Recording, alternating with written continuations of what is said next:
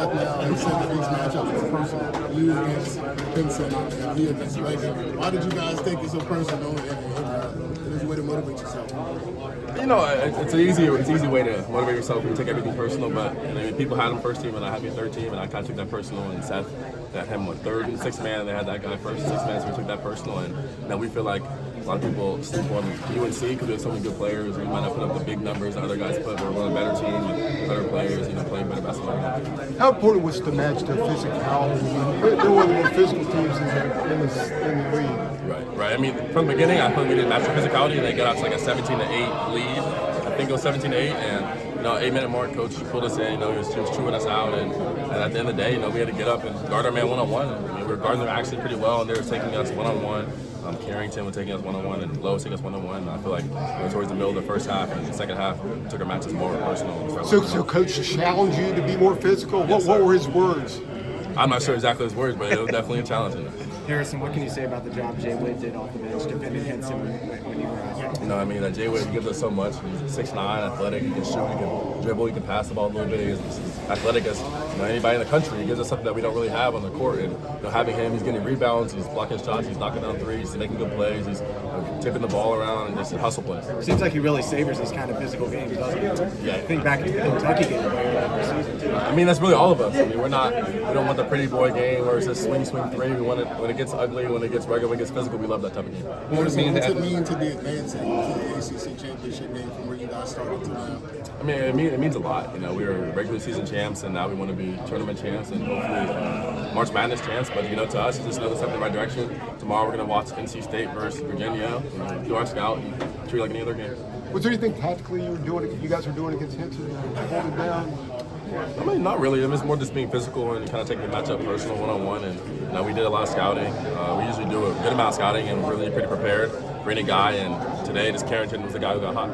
Harrison, I need to count it up, but I think it was Armando and RJ had you guys last 18 points. Right. Again, I need to count it up, but just what did you see from those two vets down the stretch? Because, it looked like they took it to another level. RJ, they didn't have anybody that could check him at all the whole game. And even with two bigger guards that are bigger than him who are trying to bully, he's RJ Davis. He's a bucket. Ended up stopping ACC Player of the Year.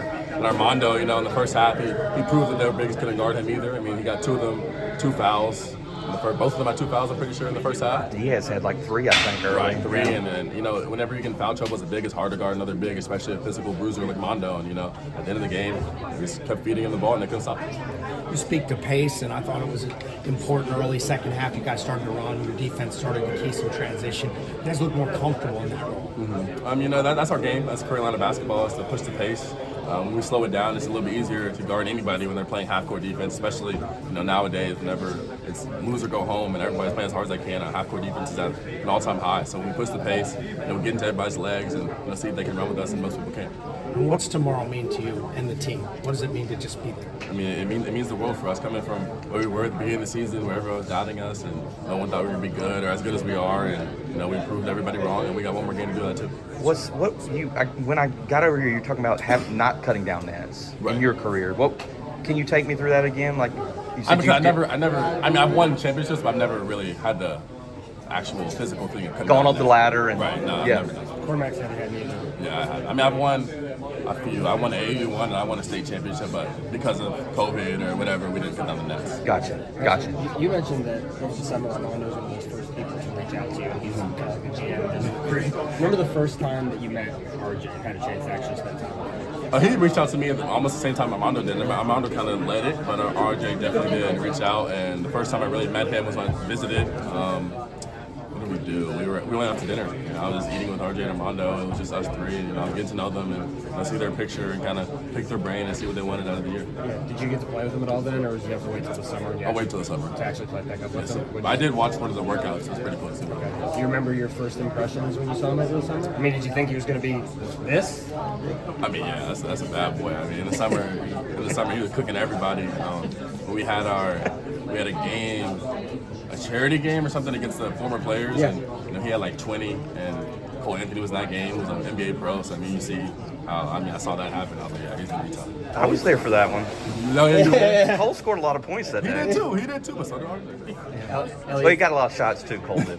Elliot said that he thinks he's the best player in the country. Yeah, I mean that's a bad boy. You can't. He's the size he's at, to shoot the ball that he does. I mean he gets open whenever he wants at will. I mean when he shoots a shot, everyone just going in. Harrison, what kind of frustration did you guys have to sort of Thank you.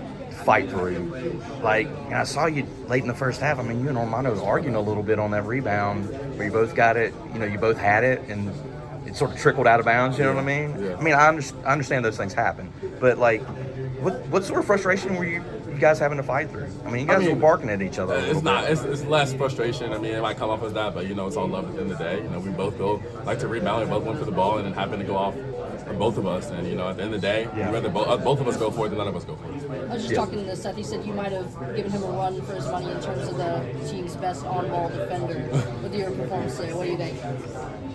Seth is a bad boy. I mean, I think I'm solid, but he's a bad boy on the ball. You know, I take pride in defense. I like to be a two-way player. You know, it's two sides of the basketball, it's offense and defense. And today, you know, I was turning the ball over. I didn't have my best offensive game, and you know, I had to help the team some way, so I decided to lock it. Yeah, and you said that you got the Hinson assignment yesterday. What was just your reaction to that? Surprise at all? I mean, it's just another, you know, another. I knew it was gonna be a lot more on-ball defense because I knew the team runs through him. But to me, it was just another matchup. I treated it like everybody else. Watch my film, you know, prepare and take it personal.